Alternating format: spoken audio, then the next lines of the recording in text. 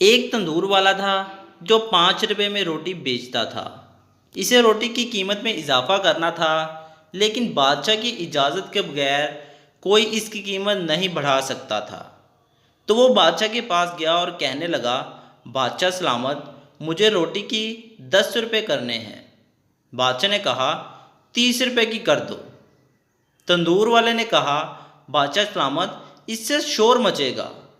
بادشاہ نے کہا، اس کی فکر نہ کرو، میرے بادشاہ ہونے کا کیا فائدہ، تم اپنا منافع دیکھو اور روٹی 30 روپے کی کر دو۔ اگلے دن اس نے روٹی کی قیمت 30 روپے کر دی۔ شہر میں کہرام مچ گیا۔ لوگ بادشاہ کے پاس پہنچے اور شکایت کی کہ تندور والا ظلم کر رہا ہے، 30 روپے کی روٹی بیچ رہا ہے۔ بادشاہ نے سپاہیوں سے کہا، میرے دربار میں تندوری کو پیش کرو۔ وہ جیسے ہی دربار میں پیش ہوا، بادشاہ نے غصے سے کہا، تم نے مجھ سے پوچھے بغیر قیمت کیسے بڑھا دی؟ یہ رعایا میری ہے، لوگوں کو بھوکا مارنا چاہتے ہو؟ بادشاہ نے تندوری کو حکم دیا کہ تم کل سے آدھی قیمت پر روٹی بیچو گے، ورنہ تمہارا سر قلم کر دیا جائے گا۔ بادشاہ کا حکم سن کر عوام نے اونچی آواز میں کہا، بادشاہ سلامت زندہ باد۔ اگلے دن سے 30 روپے کی بجائے روٹی 15 روپے میں بکنے لگی۔ عوام خوش، تندوری خوش، بادشاہ بھی خوش۔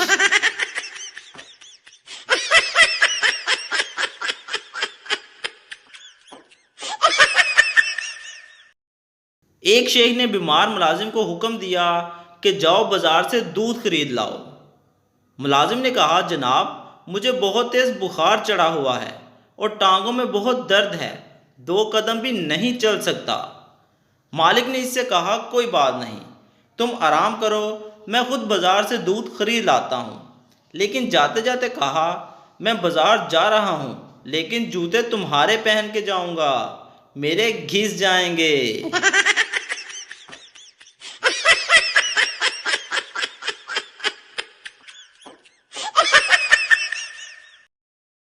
ایک شادی پر گیا، وہاں پہ لوگ دولہے کے سر پر سے پیسے وارتے اور چمی لیتے۔ دلہن بیچاری خاموش بیٹھی تھی، اس کے سر پر کوئی پیسے نہیں وار رہا تھا۔ مجھے بہت ترس آیا، میں نے دلہن کے سر سے پیسے وارے اور چمی لے لی، پھر مینوں کدھروں پئیاں کوئی پتہ نہیں۔